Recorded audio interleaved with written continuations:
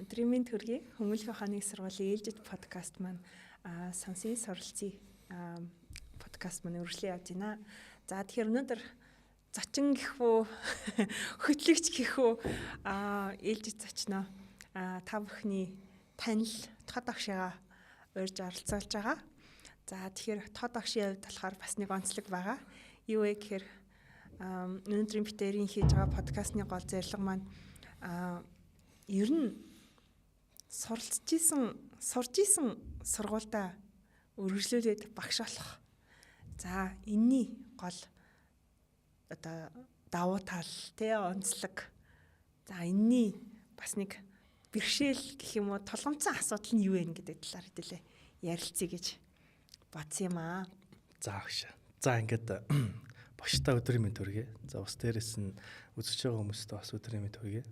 Сонсын суралцсан подкастын бараг 20 дугаарыг өөрөө хөтлж жагаад тэгээд дунд нь одоо өөрөө зочин болж үзэж байгаа шүү дээ тий багш. Анх одоо тий. Тэгээд хоёр дахь удаа өнгөрсөн жил нэг орсон. Тий энэ удаа өнгөрсөн биш юу хэлээ нэр анх удаа юм шүү дээ. Тийм ээ тийм. Анх удаа юм байна. Тий. За ер нь бол надад бас өнөөдөр яхахыг хүссэн нэг зүйл юу вэ гэхээр бас хүн болгоно нэг тохиогод байдаггүй завшаан. Хүн болгоны бас амьдралд нэг биелэлээ болоод байдаггүй нэг зүйл миний амьдралд тохиолдсон юу вэ гэхээр өмнө ингээд сурдаг байсан сургуультай бас их хайртай байсан сургуультай өөрөө багшлаад үзэхээр их сонин юм мэдрэмж, сонин юм туршлага бас болт юм байна гэдгийг мэдсэн. Тэгээд миний амьдралын сүүлийн 2 жил бол ялтчгүй энд нөгөө нэг өөрөө төгсөгч байж байгаа. Тэгээд дахиад төгсөгч болоод тэгээд дараа нь багш болоод ингээ яваад үзэхээр бас их олон юм үздэг юм байна. Бас нэг зүйлийг олон өнцгөөс хардсан байлаа багш. Тэгэхээр энэ талаас бас өнөөдөр ярилцж үзье гэж бодсон тий. За биний хувьд бол би чинь анх 2012 онд төдий аж ахуйн сургуульд эсэж ороод явсан. Тэгэхээр чин одоогоос бараг 14 жилийн өмнө шүү дээ. Оюутан болоо. Тэгээд оюутан болоод тэг чи бас уучруулахгүй мангартж өгж байгаа ш тэр үед чинь нөгөө нэг би ч айгүй ихт оюутан болсон 15 таахт оюутан болсон. Тэгээд 16 хүрдэг жилдээ оюутан болоод за тэгэл нөгөө 19-т одоо 20-тоо хөдөө аж ахуй төгсөөд тэгээ ахиж яаш өгж байгаа хүмүүлэгт орж ирээд тэгээ явс тэг хүмүүс надаас нэг юм аяг асуудаг байхгүй. Чи ингээд биотехнологиор ингээд хөдөө аж ахуй сураад төгсчөөд биотехнологиороо цаашаа дагнаад магистрийн тас сурахгүй юугаа хийж хөдөө аж хүмүүлэгт орсон гэсэн. Тэгээ би хүмүүст юусе хилдэггүй нэг юм одоо хэлье явш. Нэг шалтгаан 12 онд анх би яаш өгөөд яаштай айгу муу аваад тэг хүмүүлэгт хүсэл төгссөн олон улсын харилцаагаар сурыг гээд тэнцээг. Ягаад гэх юм бол миний яаш оноо өрөөгүй. Тэгээд тэр үед чинь угаасаа их сургуульч өөр айгу өндөр босохтой аль хүүхд толгойн хэлсэж ордоггүй тийм хэцүү байсан. Сүүлийн үед л ер нь яг эсвэгчдийн тоо буураад гадагшаа явах нэмэгдснээс болоод бас оюутнуудыг авдаг байсан. Тэгээ тэр үед би орос орч чадаагүй байхгүй. Тэгэл юусоо тэр үед шууд ийм одоо зуулт эхэлж байгаа. За би заавал орно гэж байгаа. Би заавал орно. Хэрэв ямар нэгэн байдлаар би ингээд ийм боломж гарах юм бол би яста заавал орно. Би хүмүүлэгт л орно гэл. Тэгэл ер нь үндсэндээ бол нэг юм бяцхан зуулт маягийн юм явсаар байгаа. Тэгэд хүмүүс хөдөө аж ахуйд ороод төгсвөө. За хөдөө аж ахуй төгсөөл ерөөсөө диплом гэдэг юм чинь бичиж үзээд эрдэм шинжилгээний ажил гэдэг юмд оролцож үзээд ер нь нэлээ оюутны дүртэй нэлээ хантай болсон нөхөр 19 онд 20 онд 16 онд төгсөж орж ирээд за тэгээд 16 онд яэш өгөөд амар өндөр оноо аваад тэгээд ганц хөдөө хүмүүлэгт бүртгүүлж олон улсын харилцаанд өөр сургууль мургуулд өөр ангид бүртгүүлээгүй. Угаасаа би орно орохгүй бол дараа нь магистраараа юм уу эсвэл цаашаа ингээд зэрэг ахиулаад биотехнологиороо явна гэж зард тавьсан байсан. Тэгэл байж чинь нэг өдөр уцс дугаараа хүмүүлэгт тэнцсэн маань ирж уулзаарай гээл бөөн баяр ирээд тэгээ орж ирээд ахаа 4 жил сурсан. 4 жил сурахдаа нийт 8 жил бакалавр сурчиж байгаа шүү. Яа ч одоо баг. Хүн манай найзууд намайг айгу муулдаг байсан байхгүй тэр үед. Хин ер нь 4 жил 8 жил бакалавр сурах юм бэ. Хэрвээ чи зүгээр ахиж бакалавр олмоор байх юм бол оройны ангид нэг 2.5 жил мэл сураад оройн бакалавр болоо магистр болохоо бодохгүй мангар юм шиг 4-8 жил мэл бакалавр хийчих ингээд. Тэгэд яг тухайн үед хүмүүс намайг их шүмжилдэг байсан юм аа. Манай гэрийнхэн шүмжилнэ. Аав ээж өөрөө шүмжилэхгүй. Багш нар маань бас шүмжилээгүй. Бусад хүмүүс бол таньдаг мэддэг бүгд шүмжилсэн. Бүгд ерөөсөө загнадаг байсан. Тэгээд 4 жил энд ахаад сурахтаа үндсэндээ нийт 8 жилийг бакалаврын оюутны амьдралаар өрнүүлж яхад одоо эргээд бодох нь их чанартай сурсан байна гэж тэргээд. Тэгээд дээрэс нь юуны төрөнд бол энэ сургуульд орж ирээд нэг 3 зүйлтэй айгу танилцсан билээ одоо бодох нь. Эхнийх нь бол архитектортай танилцсан. Дотоод барилгын дизайн, барилгатай танилцж байгаа. Ер нь манай анги тэнд байгаа. Тэгээд чинь бас их манай сургууль чинь бас гайгүй шүү дээ. Ер нь гайгүй шүү яг үннийг хэлэхэд бол тий. Ялангуяа хөдөө аж ахуй чи хэцүү. Шатаар ингээд 2 давхарт гараад тэгээд нэг юм коридороор яваад нэг юм чулуун шал байдаг юм багш. Тэр нэг 3 алхам шал байдаг. 3 алхам шал өнгөрөөл 3 давхарт ороод ирдэг. 206, 207, 208 гэснээр 302, 303 гэж явдаг байхгүй. Тэгээ архитектор нөр айгуу тийм сонирн барилга. 3 давхар барилгын урд 2 давхар барилга залгайцсан. Тэгээд нэг юм учир нь ойлгохгүй болсон байж. Тэгээ тийм газраас ороод ирэнгүүт чинь өө нэг тийм амар толгой иргмээр барилгатай биш. Мойс центр чинь бас айгуу толгойн шүтээс бүтээс бол мангар ивгүй газар шүү дээ. Тэгэхээр тэнд бол юусо тийм толгой иргмээр газар биш. Нэг барилгатайгаа айгуу сайн танилцсан. Сайхан танилцсан. Хоёрт ороод ирэнгүүт багш нартайгаа айгуу сайхан танилцсан. Тэгэл одоо ингээл харангуут ялтчгүй ингээл манай мега огш центр гэл айгуу юм гой манлайлагч юм гой нэг юм рол модель болохоор хүн тэнд сууж байгаа. Тэгэл дээрэс нь маяа багш тэгэл тантай танилцаал ингээл багш нартайгаа танилцсан. 3 дахь аягүй сайн танилцсан юм нь сургуулийнхаа школтой соёлтой аягүй танилцсан юм байл одоо бодох нэ. Тэгэд одоо жишээлбэл би ч нөгөө хөдөө аж ахуй Батлан Совь центр чинь нэг юмар аягүй адилхан. Юу вэ гэхээр курсын ялгаа аягүй гаргадаг. Дээд курсын ахнаар доод курсын дүүнэр их юм зодддог. Одоо ингэж ярих нь зөв буруу юу зодуулж исэн үний хувьд хэлж байгаа шүү дээ. Зодно, курсын ялгаа гаргана, жоохон дээрлэх хандлага гаргана. Одоо гайг болцсон. Бидний үеэр нь гайг болцсон. Тэгээ би мэд чинь тэр үед чинь нөгөө 2 дугаар курсын 3 дугаар курсын ах махнараас айгүй айдаг гэж юм бас 15 та оюутан болж байгаа ш тэр чинь 15 та хүүхэд ч оюутан болоод орж ирэх чи бүх юм л нэг юм дээд курсын ахнар хэл нэг юм амар хүмүүс харагдаал нөгөө хэд нь ингээд харахаар нэг юм бүр нэг бай тэтгэвртэй гармаар болцсон юм шиг хүмүүс харагдаж байгаа юм чи. Тэгээ тийм хүн байжгаад тийм амар жоохон хэцүү соёлтой газараас хүмүүлт ороод ирсэн чинь соёл нь шууд шал өөр айгүй шоконд орчихсон юм багш. Амар юм шал өөр юм соёлын юм орчинд орж ирээд айгүй тийм одоо бол нэг юм консерватив хит хуучинсаг уламжлалт соёлоос айгүй либерал соёлд буюу нэг юм эрх чөлөөтэй нэг юм ямар ч юм курсын ялгаа малгаа байхгүй тийм газар ороод ирсэн чинь ерөөсөө нэг юм шал өөр юм гэл ороод ирж байгаа байхгүй тэр үед. Тэгээ нэг юм соёлын ялгаатай газар 4 жил байж байгаа тэрэнгүүт хүмүүлийн соёлд айгүй татагдаад байршилд нь ялангуяа яг тат. Тэг чи 4 жил зайсан төгжрээд ирж байгаа хүнд чинь талбай байршил чи мангар гоё юм чинь. Тэгээд ингээд татагдаад ингээд юм олон юм юмнуудыг ингээд үзэж гарч ирээд ингээд яваад энэ үндсэндээ бол би 12 онд хавьтан болоод 16 онд хүмүүлэгт ороод 16 онд 20 онд хүмүүлгээ төгсөөд 20 онд залгуулад шууд ковид үед магистрт элсэж ороод 22 онд магистраа дуусгаад за тэгээд 22 оноос эхлээд шууд 6 сард нь магистрийн диплом авчаад 9 сард нь үргэлжлүүлээд доктортой сураад одоо ингээд эргээд бодох нь 2012 оноос 2010 одоо 26 оны орон нийтдээ бараг 14 жил алхасахгүй оюутан хийгээд үзэж байгаа. Тэгэхээр хүмүүс надад бол ярихдаа ийм олон жил оюутан хийгээд үзэхээр ямар хэрэг байна ажил хийдэг юм уу гэд асуухаар яг энэ амьдралынхаа явцдаа нэг туршлагыг айгүй их ойлгож авсан. Тэр нь ямар туршлага байсан бэ гэхээр хэрвээ ингээд магистр болоод бакалавр энтер ингээд зэрэг ахаад ялтчгүй ингээд эн чинь ингээд зүгээр нэг диплом бол зүгээр нэг цаас гэдэг ч юм уу эсвэл чи зүгээр зэрэг аваад байна биш нөгөө нэг юм чанартай сураад яваад байсан учраас ямар нэгэн байгууллагад ажилд орохоор авж байгаа цалинч төр албан тушаалч төр ер нь хүрээлэлч төр хамт олонны хүндэлж төр шал өөр үт юм байл. Ер нь бол яг зэрэг ажилд орсон хүмүүстэй өөрийгөө харьцуулаад үзэхээр ер нь өөр үт юм байл. Энийг аягүй анзаарсан. За ингээд ямар ч үсэн нэг тийм байгууллагт нэг юм гадуур нэг уул уурхайн компанид ороод жил ажиллаа. За тэгээ нэг өдөр уул уурхайн компаниас үнэхээр залхацсан. Ер нь ийм ажил бол надад зөхгүй юм байна. Би ер нь ингэж дорногоо өмнө говьроо ингээд тогтмол яваад ингээд тэ нүүрсний уурхаа муурхаа дээр ингээд илтгэв янзаа шохоо уурхаа муурхаа зэсмэл бдэний уурхаа муурхаа манцтай хэцүү юм байна гэд бодоод явж явах үедээ яг игзгэн таарад би бол энийг баг бурхан тэнгэрийн ивэлэр гэж хараад байгаа. Игзгэн таарад маяа өгч нэг өдөр над руу залгаад мэдцэг өчнөд надад залгаа. За ингээд багшийн нэг орон тагарлаа чи нэг сонирхоод үзхүүгээд. Тэгээд сонирхож үзээд ингээд. Тэгээд ер нь бол яг би бол дотроо бол ихэндээ ингэж бодож ирсэн. Бараг угаас орчих уу?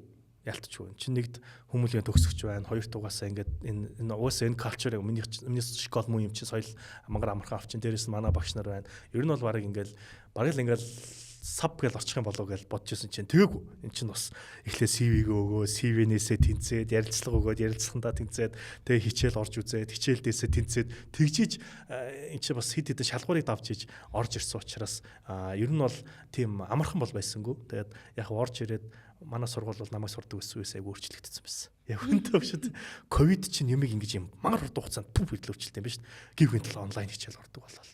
Гів гинтэл видео хичээл ордог болол.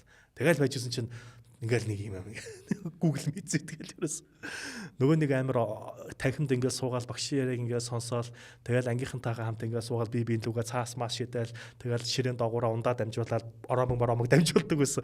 Тэр мэр чинь бүгд байхгүй болцсон. Юу тэр чинь ороомог дамжуулах яваад орсон чинь 4-р курсынх нь бие биенийгаа танихгүй 3-р курсынх нь ангийнхныгаа танихгүй. Тэгээд нэг юм амар шал өөр школ өгдөж байгаа байхгүй шүү. Тэгэл нэг тийм өмнөх үеийн соёлын импакт чинь намайг нэг цөм цагж байгаа. Тэгэл ямар ч байсан соёлдоо бол автна гэж явсан. Тэгэд багш болж орж ирээд надад нэг зүйл байсан нь юу гэхээр би бол яг одоо жишээ нь таних ч юм уу, мега огш ч юм уу нөгөө коллег буюу нөгөө хамт олон гэж харж чаддгүй юм билээ ерөөсөө. Тий, миний багш лиг чараад байгаа ч юусэн. Миний багш ингээд яж хат та бид хоёр чинь нөгөө та миний бакалаврын дипломыг удирдаад хоёулаа чинь нэг жилдээ зүгтлээ чаргуцалтай явцсан. Болохоор ч тэр ер нь нөгөө нэг яг ингээд нөгөө оюун дэлгэр багш бол миний одоо удирдлага тэнхмийн эрхлэгч гэж харж чадахгүй. Оюун дэлгэр багш бол миний багш л гэж хараад ингээд яваад байдаг. Тэгэхээр нэг тиймэрхүү байдал дээр анх айгу бууж ирсэн. Тэгээд тэр бас би ерөөсөө энэ шокноос ер нь гарч чадахгүй байсаар байгаад бараг 2 жил болчихлоо. Наад мэдрэмж чинь надад хүртэл байгаа байхгүй. Яагаад вэ гэхээр би ч өөрөө бас энэ сургуулийн бүтээтгүн байгаа байхгүй. Яг үнийг хэлэхэд бол тэгэхээр битэрийн ялгаа гэвэл яг чи цэвэр олон улсын харилцаагаар сурцсан. Миний үе чинь бол жинхэнэ нөгөө ариун агшийн базалтын үе байсан байхгүй. Тэгэхээр яг энэ үед чинь нөгөө бидний нийт үтсэн бараг 30-40 хичээлийн тал хувь философи байсан. Тэгэхээр философч өөрөө бас хүнийг соён гээгэрүүлэх, урлаг талдаа мэдрэмжтэй болгох, за тэгээд нөгөө хүнийг ойлгох те одоо soft skill-үүдийг бол мундаг хөгжүүлсэн байгаа байхгүй. Тухайн үед бол нэг хичээл дээр одоо 30-40 ном уншдаг. Алуулдаг байлш. Тэр үед чинь тэгэж одоо юу гэдгийг одоогийн шиг ийм сурагчиг Монгол дээр болдохгүй. Ариун агш бол герман хэл бол герман хэл, орос хэл бол орос хэл, англи хэл англи дээр нь номнууд маа гэдээ өгчин. Чи уншнуу те яаж уншнуу чиний эрх. Наадхаа орчуулна уу, орчуулахгүй байна уу те. Бид нар бол тэр үед чинь одоогийн шиг энэ ChatGPT ч гэдэг юм ингээд янз янзын орчуулгын платформуд байхгүй шүү дээ. Тэгэл нөгөө чадгаараа за нэг гайгүй боломжийн оюутнууд нь бол орчуулгын тавчаа гүйж байгаа. Нөгөө мангар зузаан ном байгаа ш нэг ном нь бол.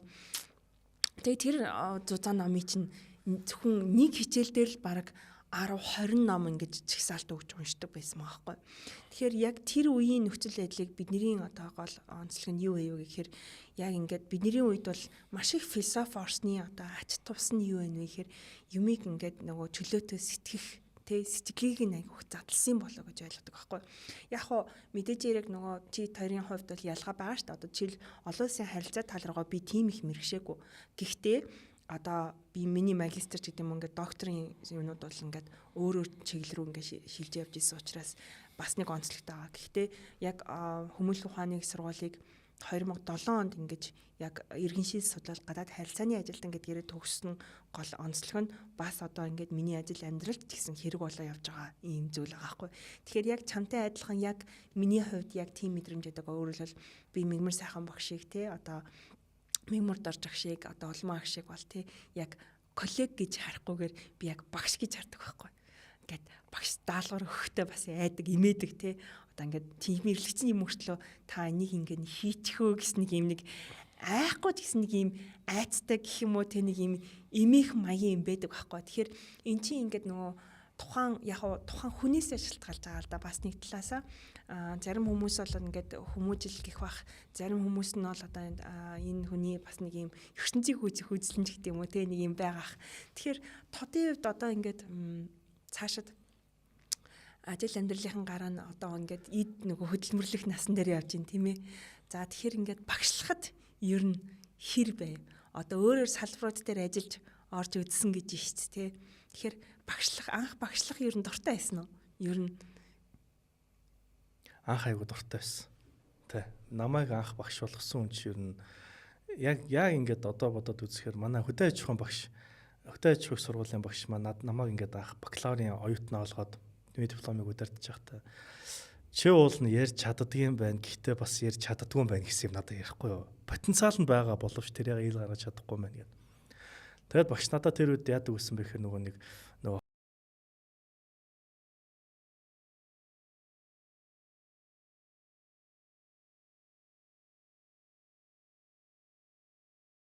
тэдгээр ангийн хүүхдүүдэд хичээл ор гэд намайг ингээд семинарын лабораторийн анги хэлж. Тэгээ би чиний халаад зүүсэн хүн чинь хүмүүст ингээд за манайхаа одоо ингээрэ одоо тэгэр одоо ингээрэ одоо тэгэрэ гэд нэг юм жоохон юм нэг юм дүртэй маягийн юм болоод тэгээд хайсыг төгссөн.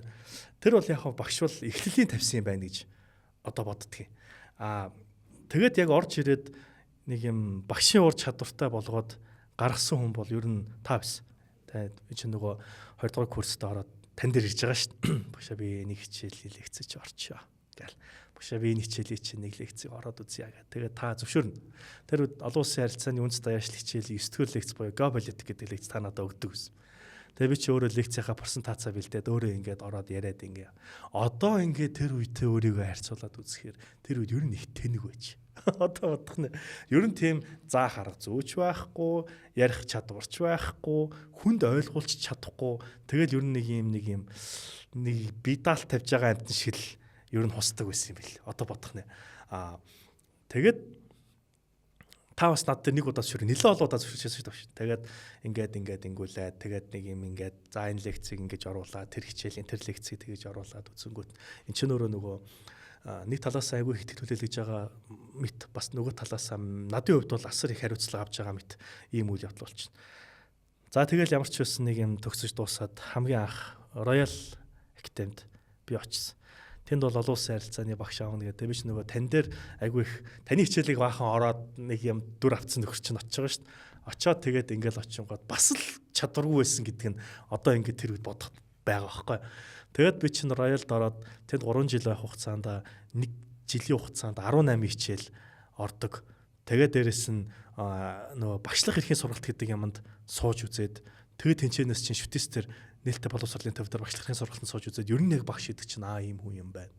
Ер нь яг ийм сургалтын арга зүй байдаг юм байна. Ийм заах арга зүй байдаг юм байна. Педагог анги, уран анги, тонгороо анги. За тэгэл байжсэн чинь тэр нэг юм тоглоомын арга, матрицын арга, тестийн арга, сумжийн арга энэ гэл юм сургалтын аргууд байд юм байна гэл. Бас ямар сони ингээл энэ болгоныг бас ингээл аваад үзээд ирснийхаа дараа яг тэр сургалтанд суугаад сертификат аваад тэгээд би яг багш болж эхэлсэн байт юм байл шүү. Одоо бодох нь. Тэгээд хүмүүнлэгт орж ирээд яг ороод ирэнгүүт нөгөө ялч түрүүн хэлсэн багш нар бол миний хувьд бол багш нар байсан коллег байгаагүй ханаасаа багш юус одооч багш хിവэрэл яваад байдаг. Оюутнуудын хувьд бол ер нь бол эднээс бас айгүй их юм сурч байгаа.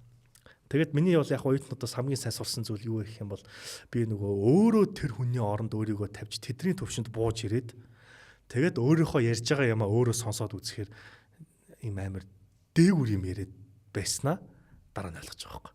Тэгээд тэдний оронд өөрийгөө тавьж үзснийхаа дараа яг тэдраар жишээ аваад тэдрийг ярианда татан оруулж ингэж явж ингээд явсныхаа үндсэн дээрээс яг тэр үед буюу яг өнгөрсөн жил ярьж сурлаа гэж өөрийгөө бодчихсон биш.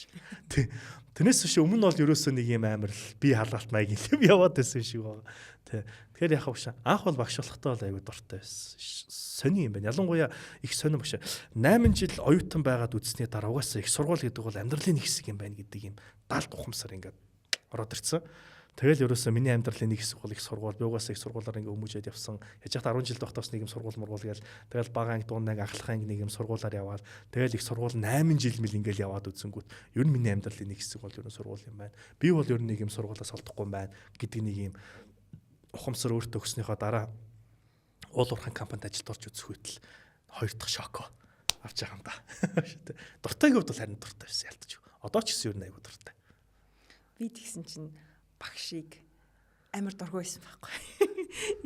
Яагаад гэвэл яг багасаа англи хэлийг ах ихч нэрийнхэн аав ээж нэрийн найзуудын хүүхдүүдэд ингээд гэрээр заадаг байсан л да. Тэгэхээр чинь хар багасаа ингээд нөгөө гэрээр англи багш зааж ийна хичээл орж ийна гэдэг чинь багаас нь тэр жижиг нөхдөдтэй ингээд ажиллаад эхэлсэн байсан байхгүй.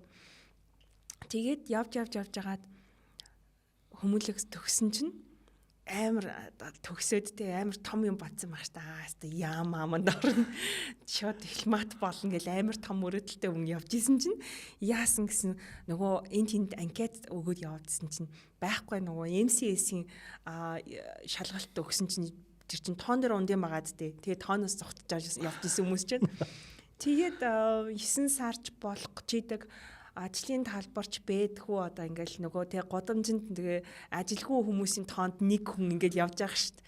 Тэгээд одоо яах вэ ийх үгээ баах юм эрэл сурал болж исэн ч харин ээжийн маань нэг танил ихч мост охин чинь сургууль төгссөн юм бол мост англиний багш аавна гэж штий. Шууд авчил та гэд. Тэгэл ер нь эхний талбар бол тийм байсан. Тэгээд амар дургүй байсан. Яагаад тэгэхээр яг нөгөө үеийнхэн нөхдүүдтэй хичээл орно.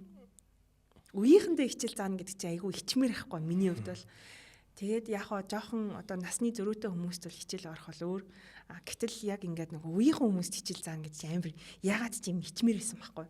Тэгээд айгүй дургүй байж хаад яг нэг 3 дахь 4 дахь жилдээ айгүй айтаахан болоод ирсэн. Яагаад тэгэхээр яг л чам шиг ингээд нөгөө багшлах эрхийн сургалтанд орж байгаа. За өөрөө хажуугаар нь магистртаа сурж байгаа. Судалгааны ажил бичиж эхэлж байгаа. Ингээд менежментээ хийж, цагийн менежментээ хийж сурж байгаа байхгүй.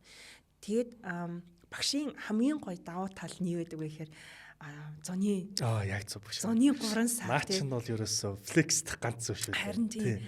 Тэгэхээр яг тэр нь хамгийн гоё кайф байхгүй. За амралтынхаа мөнгийг авчлаа тий. За тэгээд одоо зуны 3 сар юу хийх вэ гэл ингээл бодно штэ. Тэгэхээр яг энэ үе хамгийн гоё үе тий. Харин тийм биш. Наа чи яг зөв. Би одоо хүмүүстийг багшлахын давуу тал юу вэ асуул яг наадах ярьдаг байхгүй. Өвөл 1 сар ер нь баг амарна. Бараг л амарна тий. 103 сар бас сайхан амарна. Тэгээд юу их сайхан. Бид нар чинь нөгөө нэг яг энэ темпэнд бол сурцуусууд байдаг шүү дээ. Ялангуяа 10 жилийн турш ингээд нэг юм 100 амардаг, өвөл амардаг байжгаад их сургуульд ороод 100 амардаг, өвөл амардаг байжгаад тэгээд яг энэ шин төгсөж байгаа залуучууд чи ажлын байранд ороод ирэнгүү 100 ч амархгүй, өвөл ч амархгүй 12 жил сарын турш доктортой ажил хийгээд ирэхээр нэг юм ёо амарх юмсан гэдэг юм темпэд орд юм билээ багш. Тэгээ яг нөгөө би чинь болохоор нөгөө одоо 100-ыг хүлээгээл 6 сар арчлаа гэж баярлалаа. Тэгээ энэ бол ер нь багшлахын бас нэг давуу тал биш яг энэ дэр те. Нэгд 100-ны амралттай, хоёрт уяатан цагийн хоёрт. Энэ бол ерөөсөө ямар ч байгууллагт байдаггүй. Тэгээ амар том хоёр давуу тал. Тэгэхээр энийг бас одоо энийг нэг амар сурталчлах нь бас ямар ч юм. Гэтэ яг ер нь бол флексдэх гайхуулмаар зүйл واخхой. Энэ ч нэг талаараа те. Яг үнэ. Тэгээд бас нэг хамгийн гой мэдрэмж нь юу байдаг гэхээр за яг ажлын талбар дээр одоо оффист ажиллаж байгаа хүмүүсийн хувьд төрж өнө хувийн хвшилж бай тээ. Яг энэ оффист ажиллаж байгаа хүмүүсийн хувьд бол дандаа том хүмүүстэй харьцдаг. Бидний багш нарын хувьд болохоор ихтэй сургуульд ажиллаж байгаа багш нарын хувьд дандаа оюутнуудтай ажиллана гэдэг чинь хамгийн гоё энерги идэг. Тэгээ ийм зүйл ахгүй. Хамгийн гоё энергитэй зүйл. Тэгээ тэднэр тийм ийм гинэн цайлган яг оюутан цагийн ширээн дээрээ дөнгөж гарч ирсэн хүүхдүүдтэй харьцнаа гэдэг чинь тэд нар тийм юм одоо тий сөрөг яг сөрөг хүмүүс байна л да. Гэхдээ дийлийнх нь айгүй тийм гоё энергитэй хүүхдүүд байдаг байхгүй. Тийм биш яг үнэ. Сая бас тэгж байгаа шүү дээ. Хөөхөн. Би тэрийг айгүй хөөхөн гэж хараад байгаа. Нэг хүүхд хичээлдээ айгүй сайн, айгүй чадал үнэхээр өөрөө айгүй сэтгэл зүйтэй та 100 гарчихгүй юу? Тэгсэн чинь над руу мэйл ирж байна. Намайг 100 гаргасан танд маш их баярлалаа. Мэйл ирж байгаа. Гэхдээ наа чи би чамайг 100 гаргаагүй чи өөрөө 100 гарсан шүү дээ гэдэг хэлчихт юм уу гэснэ. За тий. Хөөхөн байгаа байхгүй энэ тий айгүй гоё. Хэрэв магадгүй зүгээр жоохон магиструудад арай илүү жоохон настай хатар хүмүүст тэгээд мэ гаргацсан бол бараг л за угаасаа л би 100 авах байсан гэдэг байдлаар магадгүй хандах байсан баха. Гэтэл эдний хувьд бол ийм хөөхөн болохоор бас энэ ажлын нэг сайхан юм яг үнэ. Тийм багш. Тэгэхээр тодын үед одоо доктора удахгүй хамгаална тий. Тэгэхээр одоо зуны хугацаанд бол бас амралтынхаа хажуугаар диссертац дээр ажиллах байх тийм ээ. Одоо том ажил үлдлээ шүү дээ одоо хамгаалах тийм ээ. Харин тий би ч одоо баг өөрийгөө баг за 100 амрахгүй байх даа л гэж бодож байгаа ш. 100 бол арай илүү унтах байх. Тэс ч бол яг нөгөө нэг юмаа л илүү сайн хийх байх. Одоо нөгөө би чинь яалтчгүй 14 жил оюутан ихээр байгаад ирэхээр амьдрал өөрөө яг цаанаас хилдэг юм байна гэж одоо болно гэж ерөөсөө. Би бол яг 12 оноос хойш айгу идэвхтэй явж байгаад яг одоо миний ингээд бие мах бод далд ухамсар сэтгэлгээ магадгүй тэнд сүнс байвал тэр сүнс нь бурхан байвал бурхан нь одоо яг одоо болноо. Одоо энэ хүрээд ингээд зогсоо гэж бүр яг надад бүр амар юм сэтгэлийн гүнээс мэдрэмжийн үзүүрээс нэг юм цохоод байгаа. Тэгэхээр би одоо яг өөрийнхөө амьдралдаа бол яг би докторийн зэрэгээ аваад тэгээд дуусах юм бол үндсэндээ энэ хүрээд өндөрлж гинэ гэж баг өөртөө хэлэх юм байлаа гэж. Багшийн хөвдөө. Тэгэхдээ хүн тэгж ямар нэг юм дээр ам гарч болтгоо л гэдэм юм да. За ингээд өнөөдрийн ээлжид подкаст маань эрхэм хөтлөгч зочин багш гэх үү те хөтлөгч Тод багшигаа бид нар урьж оролцууллаа. Ингээд сонирхолтой чин сэтгэлийн яриа өрнүүлсэн Тод багштай баярлаа. За багштай бас баярлаа.